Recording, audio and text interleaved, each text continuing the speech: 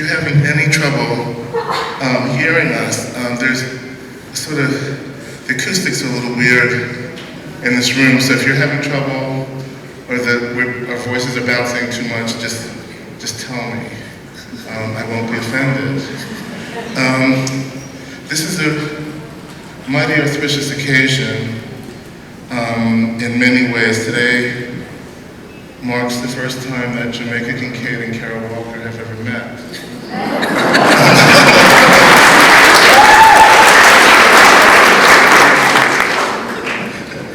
He told me.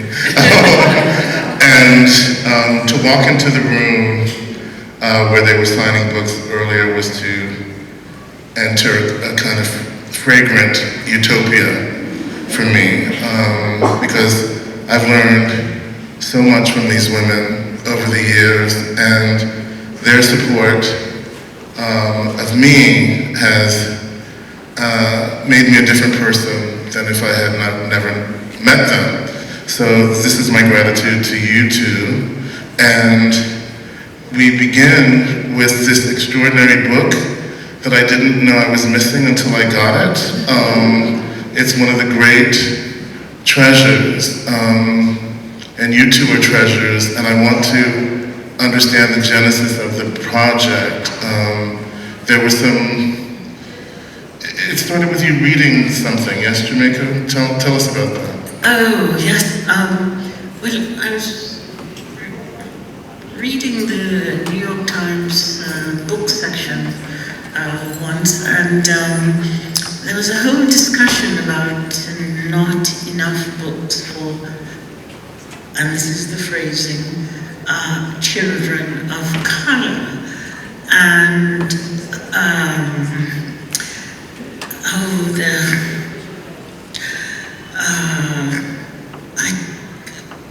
I was annoyed at it because I didn't like the arrangement of the words children of color.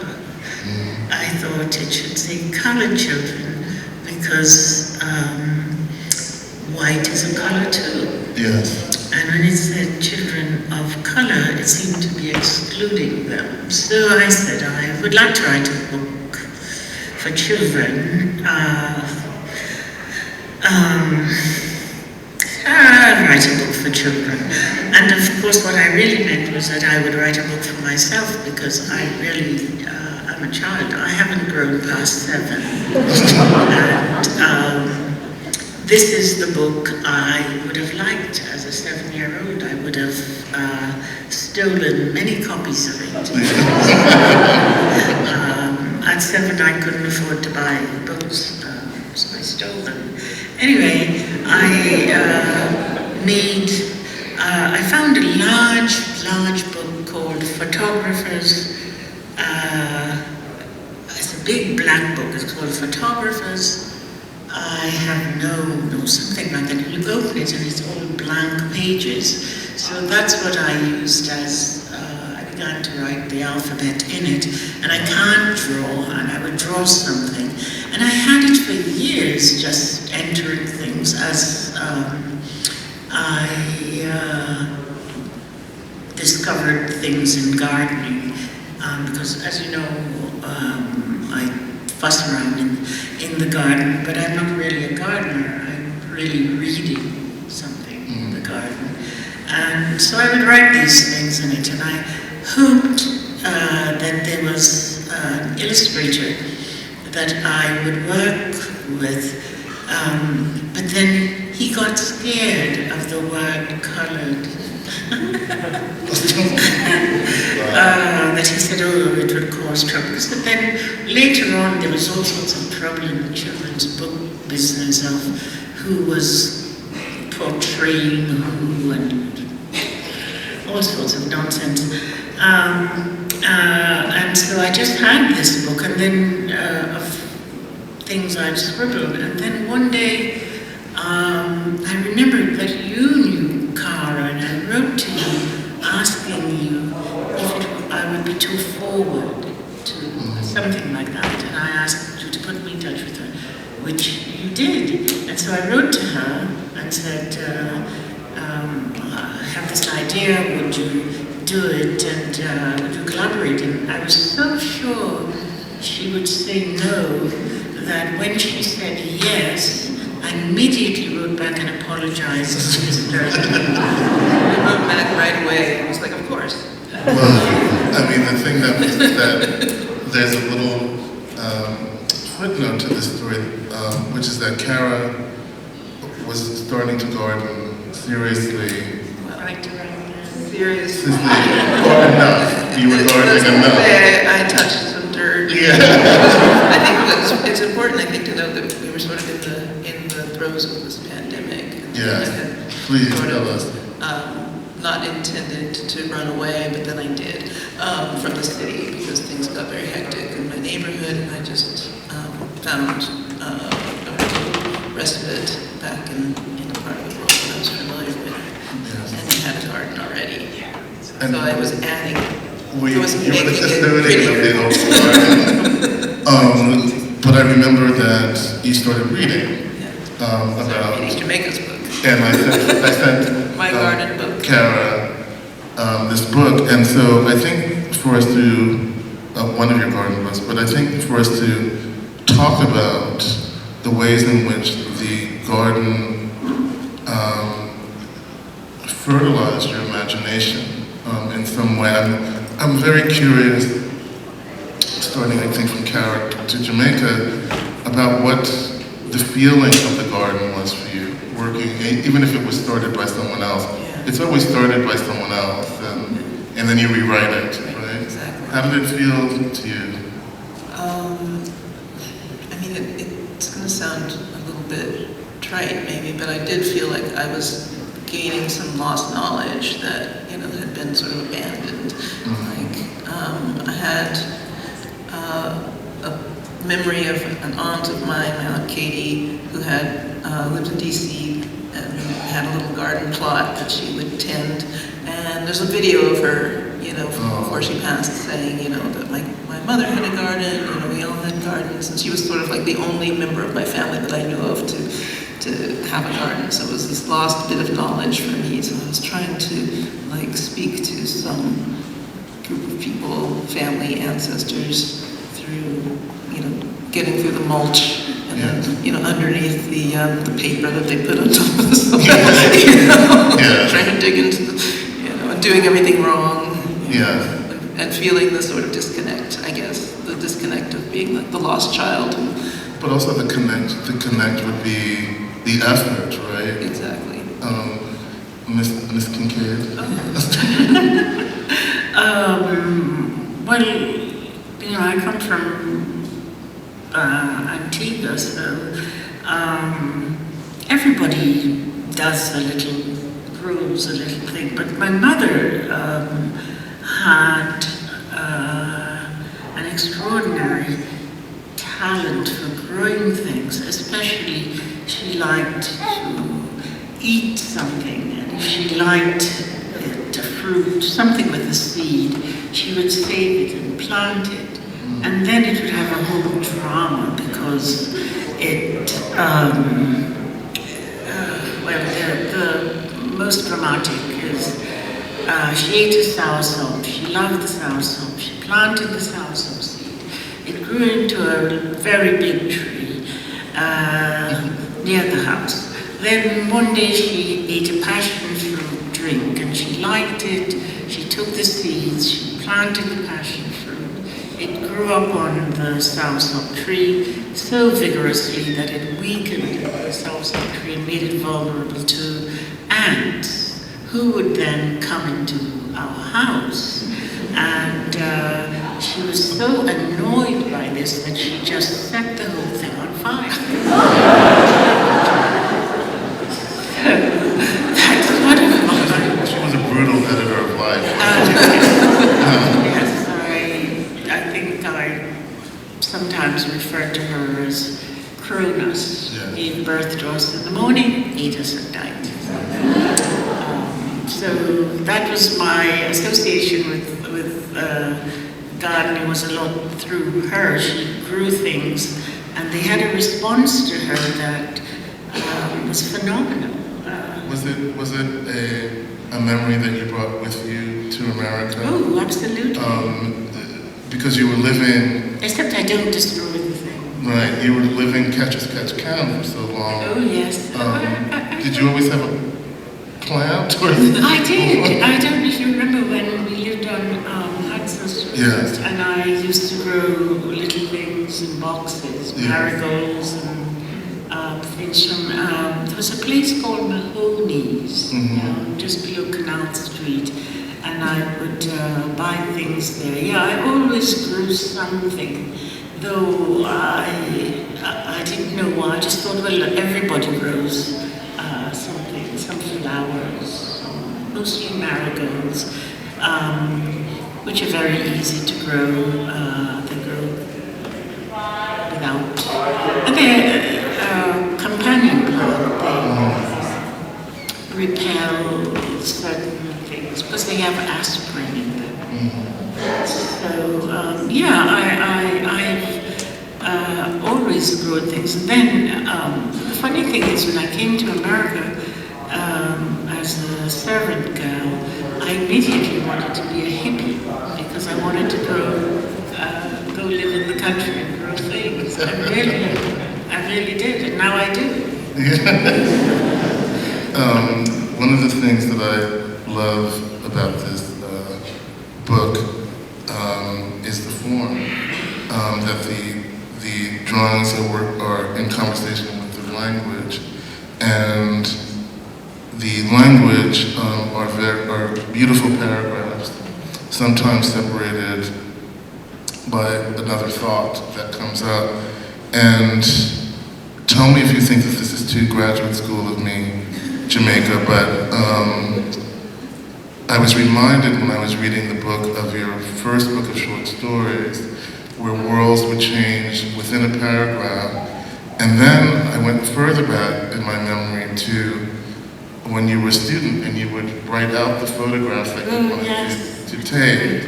And so I want to show this evening how Cara and Jamaica have had these parallel tracks for a long time, and I'm going to jump ahead and show slide number 14, if you can.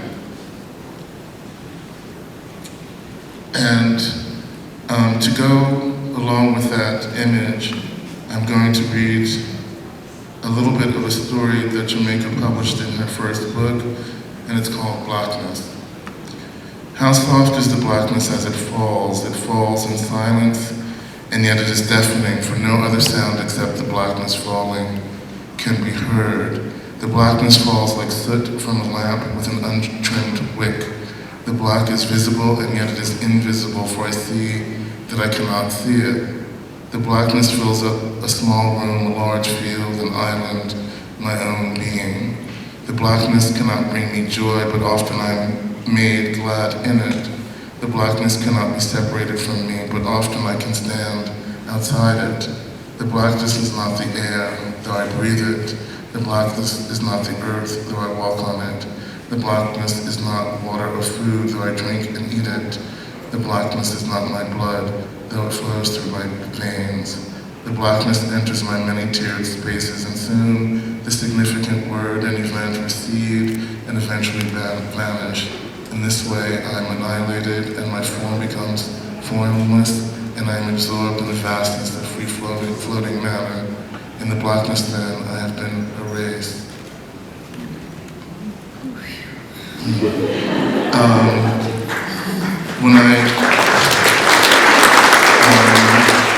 When I saw Cara's film, this is a still from a brilliant film called Eight Possible Beginnings, it has a longer title. It was a film in which the slave trade is acted out by puppets and silhouettes art, right? Cara, I've always wanted to ask you this. Have you always had a great interest in the ways in which history and geography converge? Place, I guess. Place. Yeah. Yeah, I guess place. I don't know always, but certainly, when I started, when I allowed allowed myself to think about myself as a beneficiary in a weird way of this terrible history. That part of my story is moving from California to Georgia, and I think the kind of relative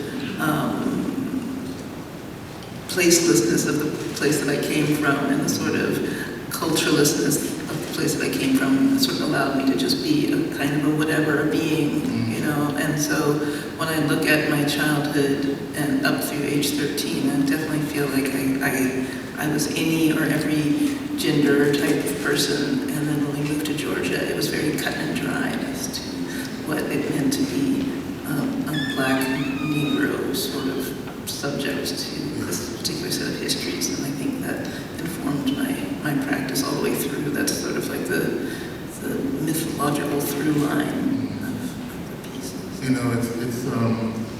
I'm reminded of an exchange that we had when I was doing our work together for the piece, and I remember you telling me about your father and seeing, this is often the primal scene for people of color, is to see your father or a person who has power be humiliated in some way, and that sort of woke you up, right, to he is the great person in your life, and so to have this experience of marginalization in front of you, they're making you something that you didn't know that you had to I be. didn't even know what it was. That's the thing. I didn't have the language for it. So I think a lot of the work that I've been doing, especially early on, was trying to invent and I wasn't even re-examining. I was like, what is the language? I had to look it up. When you, Jamaica, when you came from Antigua, you had been in the majority in your world. And what was it like to come to a place like New York, where people pretend to be a lot of different things? Yes, that's a good way. That's a good way to put it. When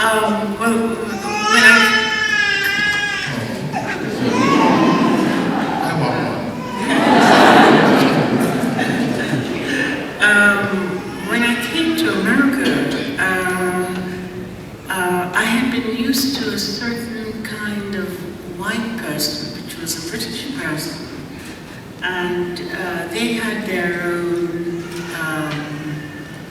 ideas about who was white, and Spanish people, for instance, were not white, or Portuguese people, or Italians, Romanians, and Poles, and the end of that distinction and catastrophe is in some ways what Brexit was about. Suddenly they were surrounded by all these other white people.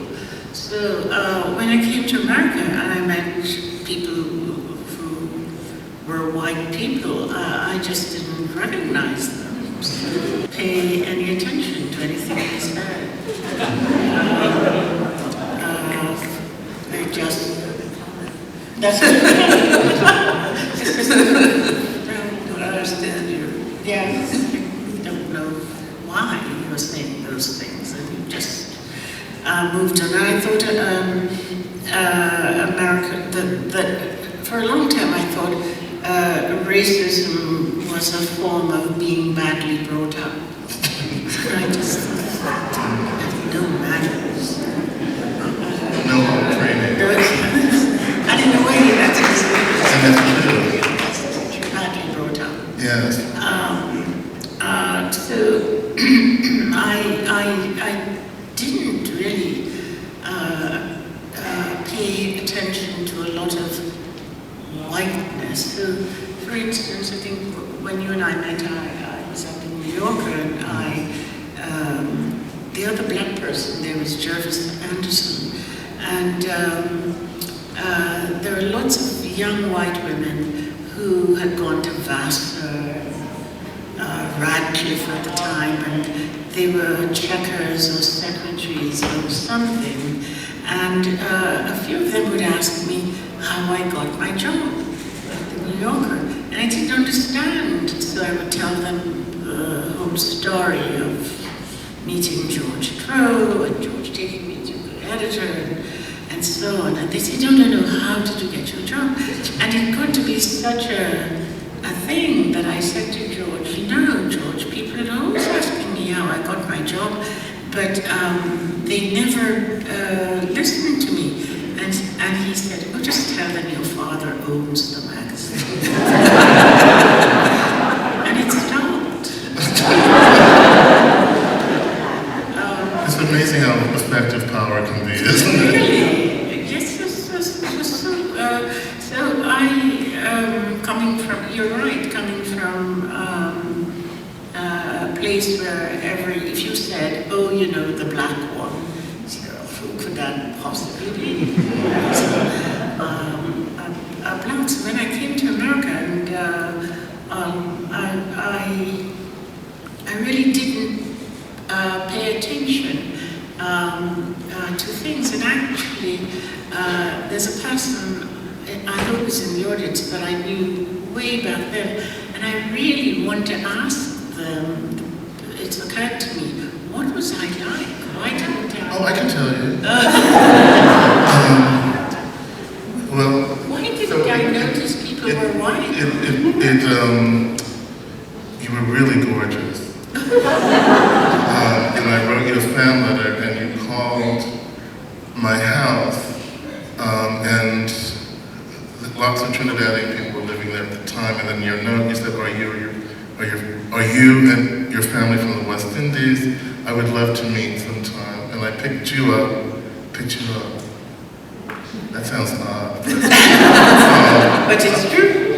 But you had the most beautiful legs, and you were wearing plaid shorts. And I used to wear shorts. And we went to I remember we were waiting to go to the Algonquin, and we were standing on 43rd Street, and we were looking at each other up and down. And then I was so excited that I kept talking. And you said, you were very patient, 5 minutes maybe.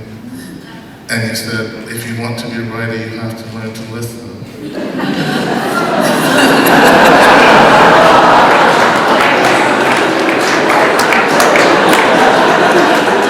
So now I do. But you were a vivid person.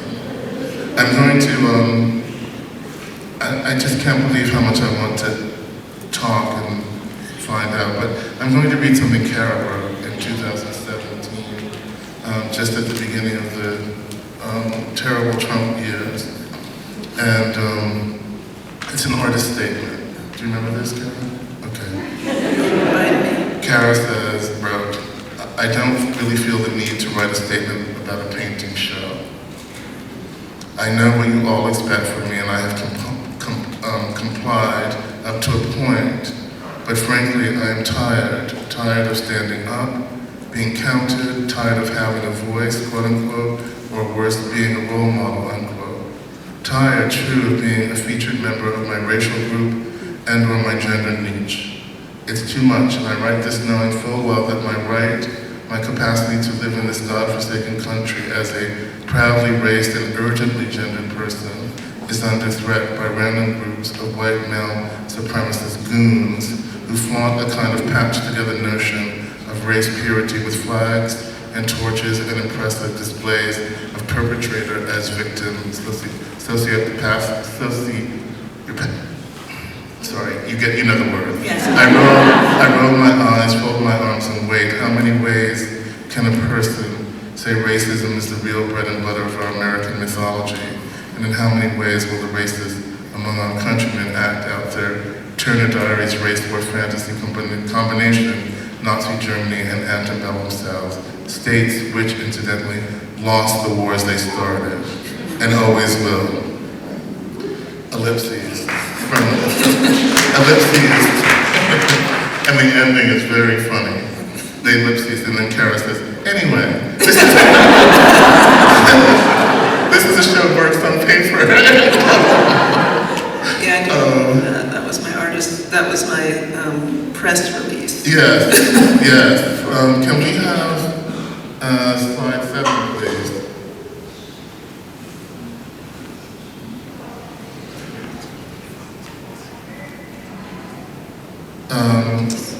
Kara, can you tell us a little bit about this monument? I didn't make this one. No, no, no. I was invited to work in the Turbine Hall, do a piece for the Turbine Hall commission. Well, it was unveiled in 2019, but for a year and a half or so prior to that, I was flown out to London, looked at the space, thought about what my relation to the space was, to the Tate, to London, to Empire, and as we were leaving my taxi back to Heathrow, I snapped a few pictures of the Victoria Monument, but I didn't really visit it. And then for 6 months, fretted about what kind of piece I was going to make for the Turbine Hall, because it could be about anything. It was going to definitely be about empire, but it was going to be about slavery, the transatlantic slave trade. Was it going to be, how was I going to fill the space? Was it going to be shadows? Was it going to be 3 dimensions? How was I going to address it? And then it hit me after, hitting my head against the wall. Oh, when I drove past this piece, I said, oh, I'm all about that. Yeah. It's so grandiloquent. Let's see 9 and 10, please. So ostentatious. So present. Yes. So unavoidable, we have to drive around it. That's right. Well, this brings us to a brilliant essay that Jamaica published in 1991 called Singing England for the First Time. And when I saw your piece in 2019 in London, I was immediately affected on many levels, but then I also remembered deeply what Jamaica had said about monuments in England. And may I read it aloud, Jamaica? Please. This is a piece Jamaica says, and so after growing up under British rule in Antigua, she says, and finally when I was a grown-up woman, the mother of 2 children, the wife of someone, a person who resides in a powerful country that takes up more than its fair share of a continent, the owner of a house with many rooms, I saw England, the real England. And then I'll jump to, there were monuments everywhere. They commemorated victories, battles fought between them and the people who lived across the sea from them. All the people fought over which of them would have dominion over the people who looked like me. The monuments were useless to them now. People sat on them and ate their lunch. They were like markers on an old, useless trail, like a piece of old string tied to a finger to jog the memory, like old decoration in an old house, dirty, useless in the way. Kara just corroborated that. Dirty, useless in the way. Their skins were so pale, it made them look so fragile, so weak, so ugly. What if I had the power to simply banish them from their land, send a boat after boatload of them on a voyage that in fact had no destination, force them to live in a place where the sun's presence was a constant? This would rid them of their pale complexion and make them look more like me, make them look more like the people I love and treasure and hold dear, and more like the people who occupy the near and far reaches of my imagination, my history, my geography, and reduce them and everything they have ever known to figurines as evidence that I was in divine favor. What if all this was in my power? Could I resist it? No one ever has.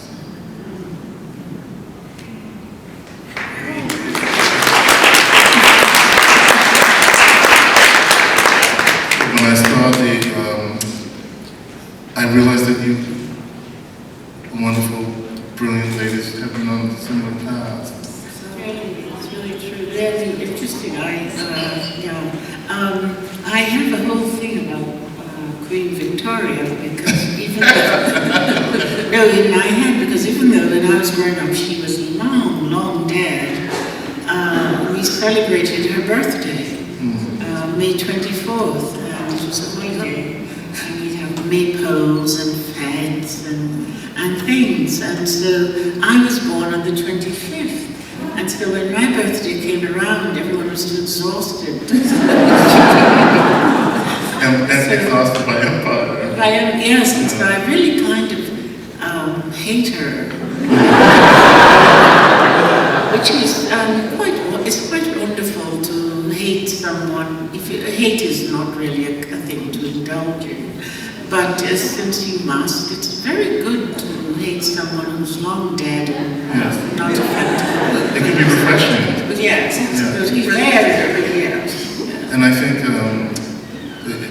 it's fascinating that Kara passing the monument would have such a visceral response. Yeah. It's in the way. It's in the way, but it's also like your piece does. There's like it's irresistible in some way. Like I now have the mantle.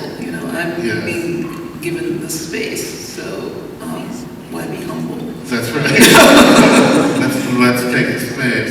I want to show. I've been very covetous of this book, very greedy about it, and not wanting to share that much about it because I want you to buy it. But B, because it has such resonance for me, I thought I would show a couple of images from the book, and beginning with breadfruit. That's number one. Can you guys put that up?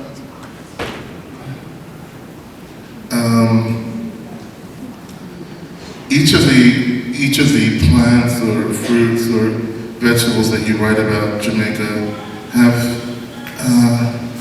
a kind of history that can sometimes be really sort of awful. And awful in terms not just to the bodies that are cultivating things, but the spirit is what I feel a lot in this book. Karen has an illustration on page number 5, if you can put that up for a second. That makes me weep because she shows the woman pulling it with her mouth. It's another gag order. So I wanted to ask you guys about the ways in which the writing helped you, Kara, or it was, drawing is another form of writing to me. So if you're receiving something that's like a poem, did it free your imagination? Let me just think for a moment if I'm speaking the truth. It freed my imagination, I think, yes, because a lot of the times we had a small list of, I knew my alphabet, and then there were some entries that Jamaica had given me some guidance or a partial excerpt of what she was thinking about writing, or had partly written, and so I could kind of go there. But then for the most part, it was like, free association. It was like, you wrote daffodils, it was very specific for daffodils, and I went for narcissus. Which, I had no right in doing it. Could have corrected me, but my favorite is really narcissus. No, I'm sorry, nicotine. I don't think you have it, but it's of a little boy lying in his grave, really. I interpreted it. I loved all of your comments because I was rushing a lot of the time. I was trying to be spontaneous with my drawings, and sometimes I would be very critical, like I should really stick to a style, or just adhere to something recognizable, or do something, and then I also just thought, I just want to make a cute picture. Sometimes I want it to be cute, because maybe it's for children. Well, each of the writing is so much about consciousness, about shift in consciousness within a single line. Why wouldn't you shift your own consciousness, right? I wanted to ask you, Jamaica, would you mind reading this beautiful little piece about consciousness and reflection?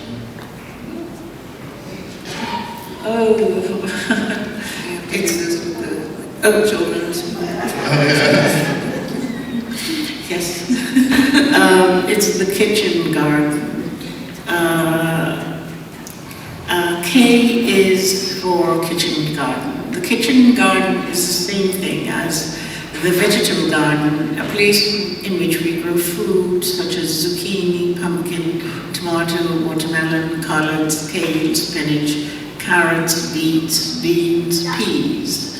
But when we say we have a kitchen garden or a vegetable garden, it is our way of reminding ourselves that we have and can afford to have another garden, one that is full of trees and flowers, arranged in areas divided by pathways and walls, and the manipulation of water into shapes that ordinarily would be found on a walk in the wilderness, ponds, lakes, waterfalls, and statues, grottos, and even sometimes making seating arrangements solely to view other landscapes that are natural and far away from the garden in which we are sitting. That's the Japanese garden. That garden feeds and nourishes our souls and inspires us to think about things, the little doubts we harbor deep inside ourselves, our hatreds of others, our love of others, the many ways in which we can destroy and create the world and live with the consequences. In that other garden, we grow mostly plants that are pleasing to the eye, roses, daffodils, and the nose, roses. In the Edenic creation story, the tree of life, which is in the kitchen vegetable garden, appears before the tree of knowledge. And the Lord God caused to grow every tree that was pleasing to the sight and good for food, with the tree of life in the middle of the garden, and the tree of knowledge of good and bad.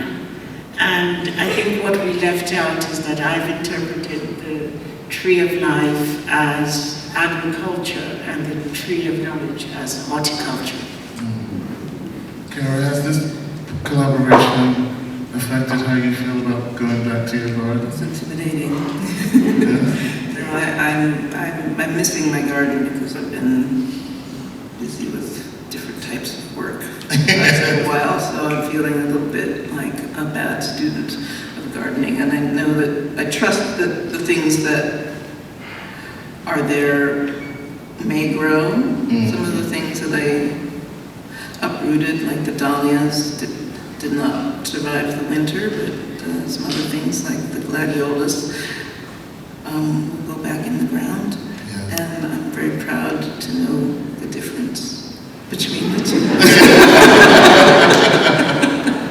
And also the wonderful connection of troubling and rich and complex lineage of woman to woman in your family, and Jamaica's mother to her.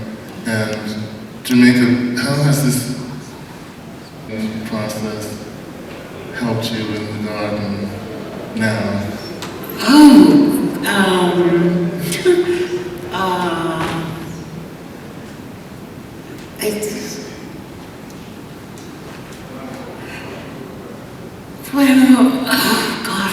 Because the garden for me is such a book. But one thing I noticed I've begun to do is create little miniature geologic arrangements so that I planted daffodils in a way.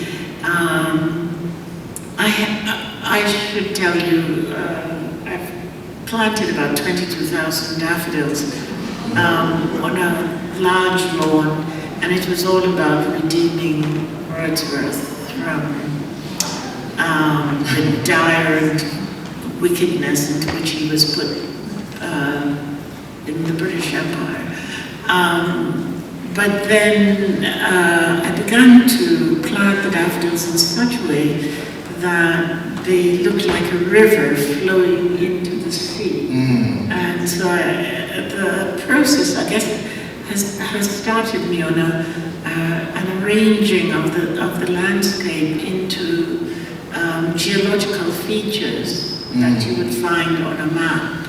And I know that makes sense, since for my whole school life, the first thing we saw when we walked into our classroom every morning was a map of the Earth, and it said the British Empire, and it's all the pink parts of the British Empire. It's most of the world. There are only 3 places in the world that the British have never invaded. You can look it up, it's true. They've invaded every place in the world except for 3 places. I can't remember exactly.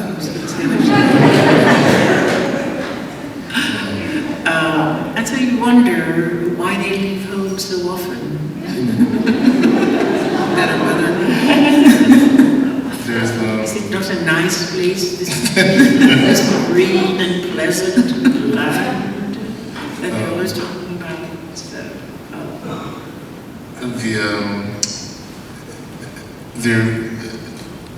we've had a lot of fun talking today, and people want to go home and have their nice white wine just before we leave. I think some of the questions really were answered during the talk, but this one is a question I wanted to ask, but a very brave person asked this. Any chance we might hope for another collaboration? We just did this one. I was thinking, I mean, I don't want to make more work for us, but when you were talking about your map, and I was thinking about my little property, such as it is, the first thing that I didn't draw the map, but I've been naming the areas, because I feel like every place needs to have like a kind of like your book garden. I feel like I have the heights, but I have the bog, and I have the lower bog, and there's a field, and there's some other attributes that I feel like need sort of gravitas. And they need an engraving with a map that shows the layout of the plane. So maybe. Well, the thing is that you asked about what I've learned in the garden. I've come to understand the purpose of naming things. Is that so? When you say the bog, it's the way you understand something. It has a dark side to it, naming, because it's also a way of possessing. Oh, totally. And that's what I learned from this book, in particular, working on it, but I also learned the names of things. Yes, it's the way once you name something, you empty it of what it had before, and it begins again. The bog, the different places, you put plants in it and you name it, and it will, a name for it will enter your imagination, and you'll start to work from there. I don't know if people who cook or sew have the same feeling, but when I'm working in the garden, I feel all sorts of the humanity disciplines, philosophy. And I feel those things. I feel that you probably have better internal conversations with the plants than I do, because I am always aware of my sort of ignorance of what it is I'm looking at or doing, but I still have these. It feels very grand to be in conversation. Very grand. It's true. Yes. It just feels so wonderful. Yeah. It's true. Well, I want to thank you two treasures for this evening.